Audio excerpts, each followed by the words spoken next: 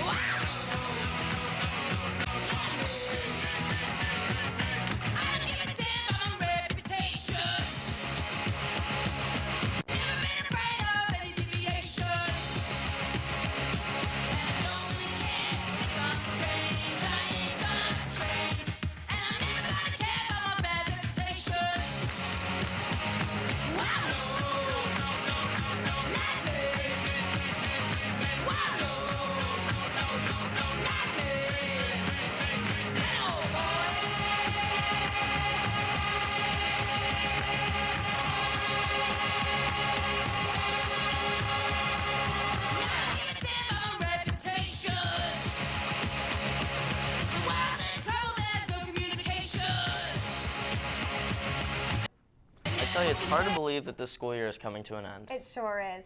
This school year also marks the end of Dr. Hoadley's first year with Dublin Schools. Zach McNeil met with the superintendent to talk about his first year with Dublin. In 2013, Dublin City Schools got a new superintendent, Dr. Todd Hoadley. This is just a wonderful school system. It's a wonderful community, and I'm really humbled to be able to be the superintendent here in Dublin City Schools. Dr. Hoadley began his career in education 24 years ago as a math teacher at Van Buren High School in Findlay, Ohio. He proceeded to serve as Van Buren's superintendent for 6 years. He then served as the superintendent of Olmsted Falls, Ohio for 9 years before coming to Dublin. For the 2014-15 school year, Dr. Hoadley is planning on implementing some changes. So technology and the emphasis around that is going to be a huge going forward point for me. During the interview, Dr. Hoadley states that he uses 2-hour delays seldom during the winter, but is more likely to use them in the spring or fall due to fog. While 2-hour delays may be rare for Dr. Hoadley, his praise for Dublin students and staff is just the opposite.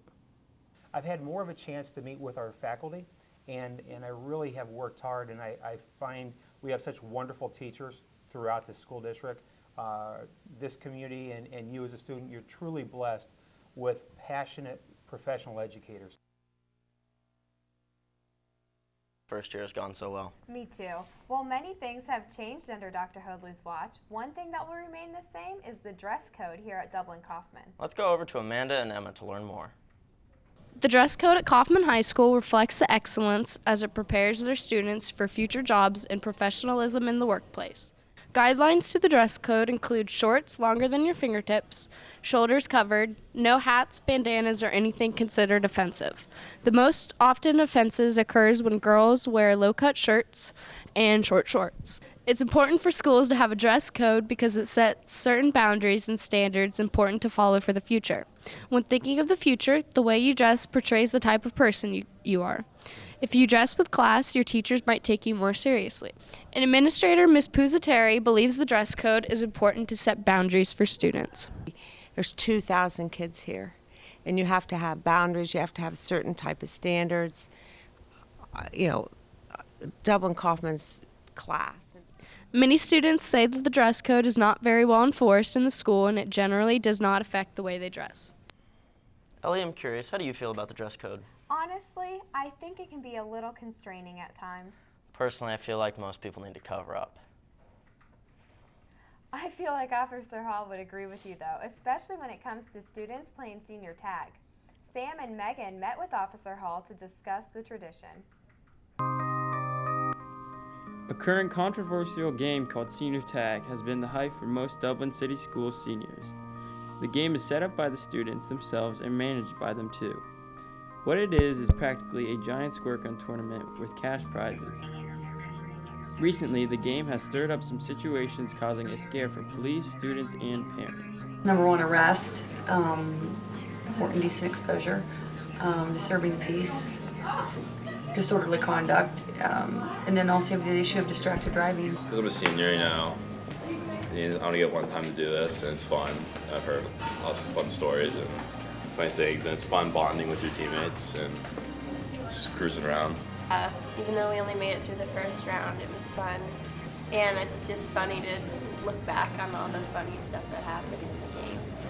It's such a tradition, and everybody wants to win the money that, to be honest, it's hard to stop. I mean, I'm sure they have every reason to get upset by it.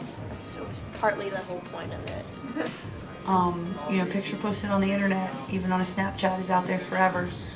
And that's not worth a couple $1,000. It's distasteful. And this is something else I tell the kids.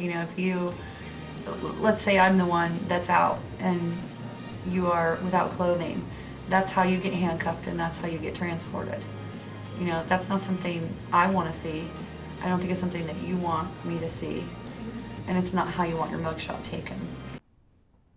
It looks like there's not going to be any stopping of those crazy kids. Well, if you're looking for a responsible group of young adults, look no farther than Kaufman Student Council. Speaking of Student Council, I got a chance to sit down with the club's 2 new advisors to talk about how the year has gone so far. Here's more. Among many new changes Kaufman has undergone this year, Student Council has seen a drastic shift. Mrs. Willer and Mr. Wysong have taken over from Mrs. Redmond and Mrs. Saylor as the club's new advisors. First, we were curious as to what Student Council really does for Kaufman. Well, in the past, Student Council has been more about community service and things that they could help out with the teachers. So we've had dodgeball as the big event, blood drives, they go to Trillium, which is a retirement home, kinder caroling around Christmas. And all of those are things that are obviously community-based. With dodgeball, that's kind of a nice mix between both because they choose each year a fundraising opportunity or a group that they want to fundraise for, and that money from dodgeball goes there. We were also curious as to what their plans were for the future. The plan for next year is to kind of getting a new group of officers in, kind of looking at what student council's function in the school should be, based on like the purpose that we have. We haven't necessarily, Mrs. Willer and I don't believe that we've been kind of going down the road that we would like to, so we've kind of let this year to kind of get to restructure what we could, and then using next year to kind of build off of that and kind of take council in the way we believe that it should go. It is obvious that Mrs. Willer and Mr. Wysong are ready to take this organization to new heights. Whatever they do next will be something Kaufman has never seen before. What a great program. You know who else is great? Our teachers here at Kaufman. Let's check out a news story by Evan and Laura to learn more about our faculty. Dublin Kaufman High School is known to have highly skilled teachers. We met with 3 out of the 159 teachers here at Kaufman to see what it is like to be a teacher. One of the teachers we met with was Mr. Wysong. This is his first year of teaching at Kaufman. Being a new teacher can be tough, but Mr. Wysong loves the whole community and how supportive they are. The kids here are great. I haven't had really any problems. I have 108 throughout the day. They're all just really good kids, and just even the entire staff and just the community here in Dublin's been like very supportive. And just being a new teacher, you can have a lot of issues your first year, and just kind of the first year they say is always the toughest. Kaufman is glad to have a new physics teacher in Mr. Wysong. Next, we interviewed Mr. Ulring, the principal of Kaufman High School, who has been here for 21 years. Although he's not a teacher, Mr. Ulring loves to be the principal at Kaufman. The best part about being a principal in general is you get to see everything. You get to see the classrooms, you get to see the activities outside of school. You just get kind of a bird's eye view of everything that goes on at Kaufman High School, and that's the best part about it. One of Mr. Ulring's favorite parts about being a principal is the relationships that are built and being able to know the amazing staff, kids, and whole community. The best part about being here is really the kids and the teachers and the families, the relationships and everybody you get to know. It's just a pretty tight-knit group. Dublin Kaufman High School is a great place to teach. The students, staff, and community make it even better. Being a teacher at Kaufman truly is special. Wow, we're lucky to have teachers like that. Michael, I think that they can pile on a little too much work at times. Sometimes you need to take a break and just have some fun. You know what I think is a blast? Karaoke. Is that right? As a matter of fact, I saw some Kaufman students singing in the hallways not too long ago. Give me $100. Talking about Trying to apologize. You're so ugly when you cry. When you cry. When you cry. Just cut it out. Take my money. When I'm in need. Yeah, she's a trifling friend indeed. All right. Jump together for the first time, which was our entrance to the Hollywood sign. It's all so crazy. I'm so famous. Tummy's turning, looking like I'm homesick. Too much pressure and I'm nervous. The toxic coke and And the Jay-Z song was on. And the Jay-Z song was on. So I put my hands up to play my song. The butterflies fly away. Not in my head like, yeah.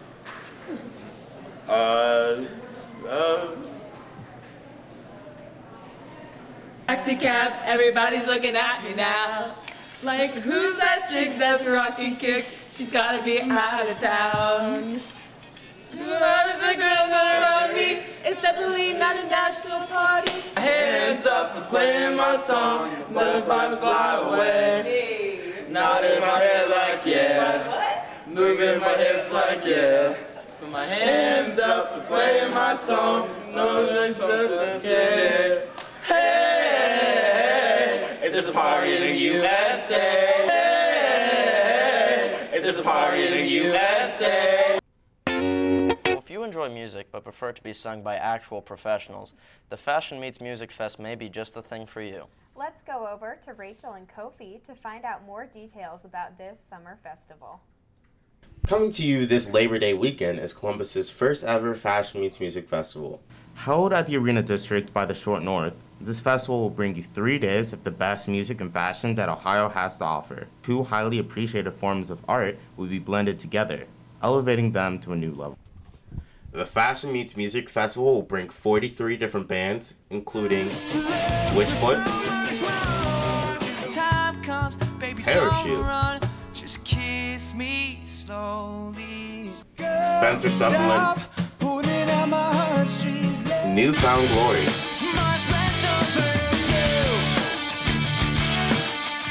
and the Cold War Kids.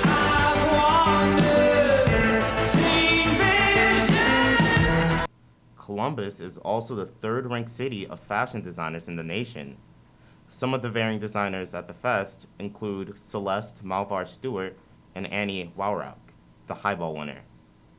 Different fashion brands that will be at the fest include Alternative Fashion Mob, Jody B Accessories, and the Fairway Tree Collection. And this festival is aiming for high school students especially. Melissa Dixon, PR operator of the FMMF, elaborates on the importance of the fest for students like you. A great opportunity for high school students to definitely get on the music scene. If you have a love of music, a love of fashion, it's a free festival on many levels. The Fashion Meets Music Festival will also have an illuminated 100-foot Ferris wheel and a 200-foot zip line that takes you across Nationwide Boulevard. Additionally, there is an exclusive after-party opportunity from 10 to 2 a.m. for those 18 and older for just $35. This after-party includes a retail marketplace, runway shows, and keynote speakers that will enlighten you on the arts. The main festival is completely free in the Marconi McPherson and Nationwide on High locations. There will also be additional performances at Nationwide Arena, Huntington Park, and the LC that requires a fee.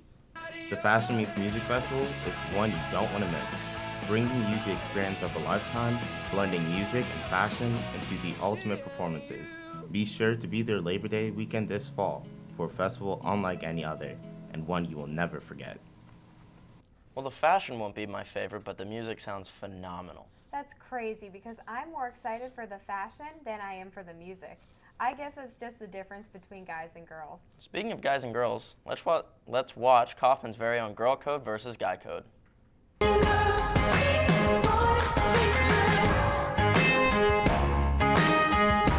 First dates. What are our expectations? On a first date, they should buy me candy. She's got to be a 10. We're going to go out to a really nice restaurant. Preferably Sour Patch Kids. They don't even have to come over. They could just order pizza at my house. Yeah. All right. On first dates, I expect the guy to pick me up from my house. She's not going to pay. On first date, they should buy me flowers, pick me up from my house. It's just a cool little hangout. A little hangout. Girls should definitely wear leggings to school. I mean, I'm sitting in class, I'm usually bored. Yeah. Why not look at something entertaining? Yeah, I love leggings. Think of any negatives of them, really. They're pants! And you're always ready to do yoga. Leggings. Leggings are phenomenal. No, I say wear them. Big difference. Meeting the parents is usually pretty awkward. It's firm handshake. Firm handshake for sure. You can tell a lot about a girl by looking at her mother. Be very polite and formal. Don't shake the dad's hand. It's a trap. I love meeting a guy's mom. Articulate your words. Tell them all your secrets now. They're gonna find them out very soon. Dress to impress when you're meeting The first thing you should be polite. You gotta get the dad to like you. Just make good eye contact. Tell some lies. Tell them, 4.0. Ooh, PDA. Public display of affection. Good. PDA is the best. PDA is gross. Gross, extremely gross. It's good when it's you. Not good at school so much. Yeah, a little embarrassing at school. It's always really heartwarming to see a couple just going at it in the hallway. Does that? You don't even need to really be holding hands in the hallway. Yeah. They're hot, yeah. Lesbian, I'm fine with PDA. If it gives you the tingles, it gives me the tingles. Talking is before you have a thing. You're not really. Talking, it's still acceptable to see other people. If we have a thing, like me and Trevor would be hanging out after school. I think that having a thing is better than dating, God. You still gotta have the little chase going on. And Yeah. Having a thing is like people know about it, but it's not you're not official. And then if we're dating, we more make it like public. like once you're dating, you're just kind of obligated to like them for a long Yeah. time. You don't mess with that. You're a one-man gal. You don't dip in the other gene pool. Oh, school dances. School dances. School dances. School dance is lame. Pretty much below. But really, I don't like school dances because I don't know how to dance. Yeah, dressing up's fun. I feel like people go to school dances more because they want to dress up and stuff. Prep look is the way to go. Not at all, not even close. Express ourselves the way we would like to at dances. You go for the experience, but not for the dance. I've never gone to a school dance. I think they should allow students to select the music. Depends on your date and your group. They're a lot of fun. We make great music. I think there should be no parents at dances. Holy smokes, that was entertaining. I don't know. I think Kaufman athletics are about as entertaining as it gets. Here's Evan with the year in review. It's Evan with your sports. The Rocks had an exciting year starting with the football team in the fall. The Rocks battled some adversity at the beginning of the year and overcame these difficulties by making a second-round run to the playoffs after a stunning first-round upset. Here's a highlight video from the season.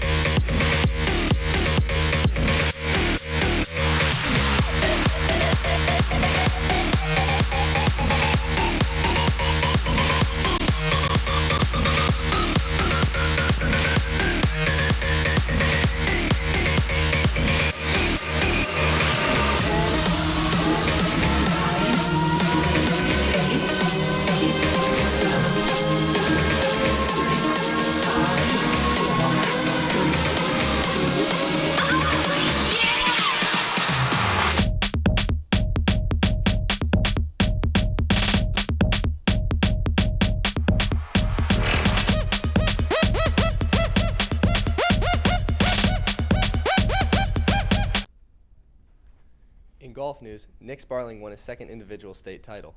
The winter sports season was packed with all types of success. Freshman wrestler Dominic DeMoss made a deep run in the state wrestling tournament, finishing 6th.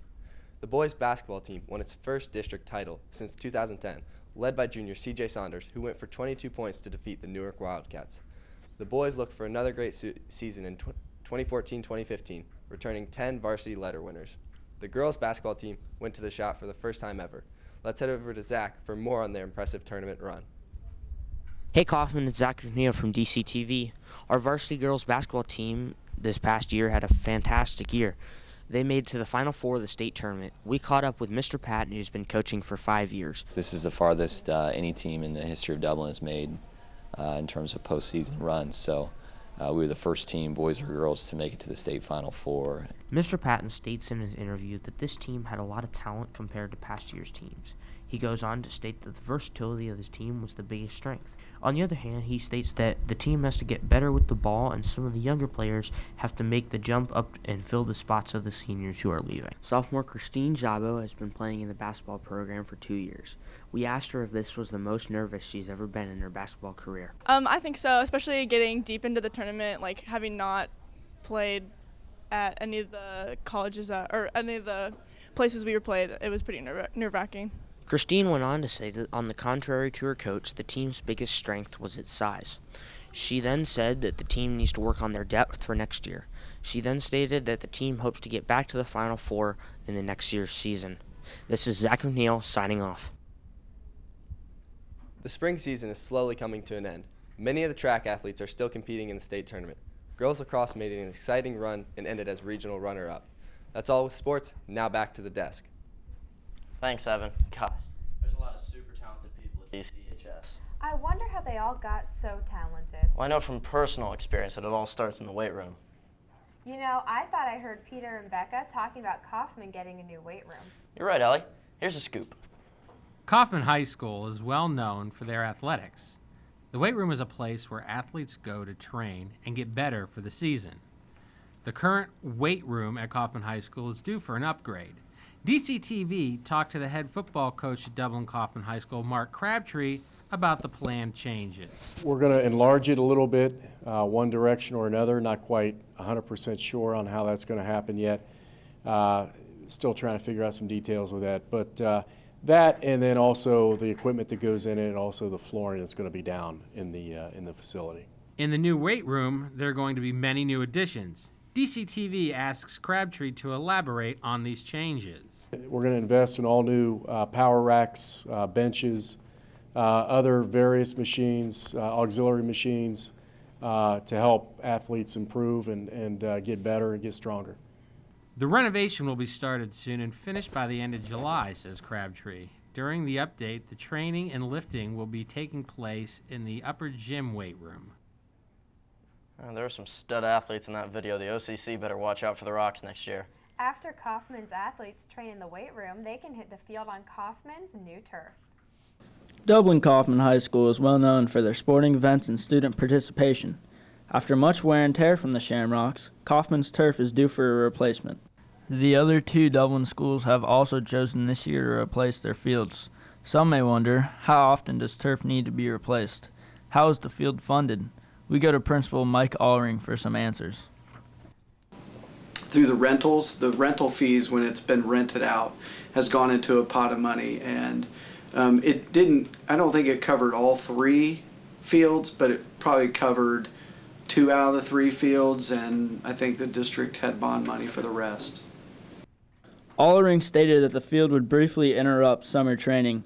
The turf has to be replaced in dry weather and is expected to take 2 weeks, weather permitting. We spoke with Dublin Kaufman's head football coach Mark Crabtree to find out how the field compares to the other 2 Dublin schools' fields. It's exactly the same, except from what I understand, obviously the logos in the middle are the biggest things that are different between the 3 schools. When asked how often turf needs to be replaced, Allring stated that the company is advised 12 to 15 years before replacing the fields. The Kaufman Shamrocks look forward to breaking in the new turf and having a successful athletic year. That's all the news we have for today, Kaufman. Have a great day, and thank you for watching Castor's Kids. I'm